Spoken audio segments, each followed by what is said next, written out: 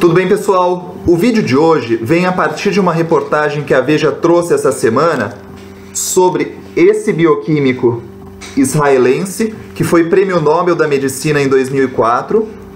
A reportagem é sobre a terceira revolução da medicina, que ele traz não só um panorama sobre 3 possíveis revoluções que a medicina tem, dividindo por 3 etapas, e fala dessa relação como as doenças crônicas de hoje em dia apresentam um custo muito mais elevado. Sendo assim, vai ter que ter uma redistribuição, vai ter que ter uma reorganização, não só dos sistemas de saúde, do acesso a esses sistemas de saúde, como da organização social. Não vai ser possível mais países desestruturados conseguirem lidar com essas doenças cada vez mais complexas, que necessitam, por exemplo, de terapias genéticas, de tratamentos cada vez mais complexos e diagnósticos cada vez mais acurados. Então, assim, ele divide em 3 revoluções. A primeira revolução são aquelas descobertas ao acaso. Então o cientista estava lá no laboratório, por algum motivo ele viu o efeito da aspirina, do ácido acetilsalicílico, ele descobriu ali o efeito da penicilina, então ele estava mexendo ali com a penicilina e descobriu ela tem um efeito antibiótico, mas a substância em si já estava pronta. A segunda revolução é quando você já tem um conhecimento maior sobre a fisiopatologia da doença. Quando você já tem um conhecimento maior sobre a fisiopatologia, você, por exemplo, você detecta uma determinada enzima no metabolismo daquele indivíduo. Aí você tem um conhecimento grande de química. O que você vai fazer? Estruturar moléculas quimicamente para combater aquele tipo de molécula. Porém, essa molécula, essa enzima, ela está na maior parte dos seres humanos, ou seja, ela é comum a todos os seres humanos. E esse remédio é desenvolvido com as moléculas iguais e dado para todas as pessoas de modo igual também. A terceira revolução que ele coloca seria da medicina personalizada, ou seja, a partir da análise dos genes, da expressão genética e das características de expressão desse gene, você desenvolver fármacos personalizados, que atuem para aquele determinado padrão orgânico, uma vez que cada corpo é diferente. Claro, por exemplo, um câncer de mama de uma mulher pode ter receptor de estrógeno, de progesterona, o outro pode não ter. É completamente diferente um tumor do outro. Então, um tumor vai responder, a mulher tem uma sobrevida de 5, 10 anos, a outra não responde e morre em 6 meses.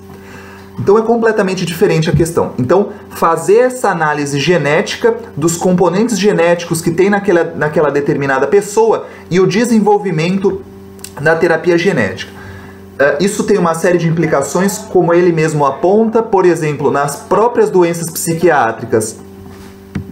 Então, uma das dificuldades são as doenças psiquiátricas, por exemplo, onde você tem uma série de genes, não é só um gene que se expressa, são muitos genes, e muitos genes comuns a diversas doenças. Então você tem essa dificuldade de estar atuando especificamente em cada gene.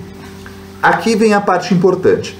Então você passa por um outro patamar de medicina, uma medicina extremamente personalizada, tanto no seu caráter diagnóstico, na identificação dos genes envolvidos, dos padrões epigenéticos, como também da questão da terapia farmacológica. Então o custo, não só para o desenvolvimento, que muito provavelmente isso o Brasil já esteja fora, até pelo custo, ou seja, você não tem como custear um tipo de pesquisa desse tamanho, dessa quantidade de dinheiro, mas também provavelmente vai ser muito difícil com o sistema de saúde que nós temos, o acesso tanto a esse tipo de diagnóstico quanto a esse tipo de tratamento mais personalizado, principalmente na fase do país que nós estamos. E esse é o problema, né? Porque é muito difícil de você lidar com a complexidade das doenças que nós temos hoje se você não tiver esse tipo de abordagem.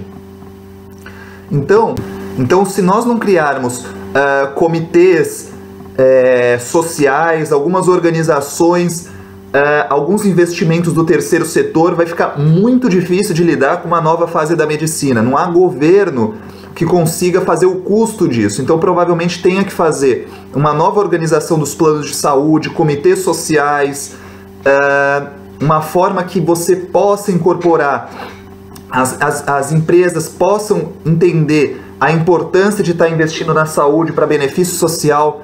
Quer dizer, algum outro tipo de organização de benefício tem que ser estruturado, porque o Brasil não tem condição de arcar financeiramente com isso, principalmente pela abrangência que nós temos no nosso sistema de saúde, que se predispõe a estar fazendo uma cobertura muito ampla, né? E o custo, se for muito amplo e muito elevado no momento que nós estamos, fatalmente ou não vai ser realizado ou vai ser uma catástrofe.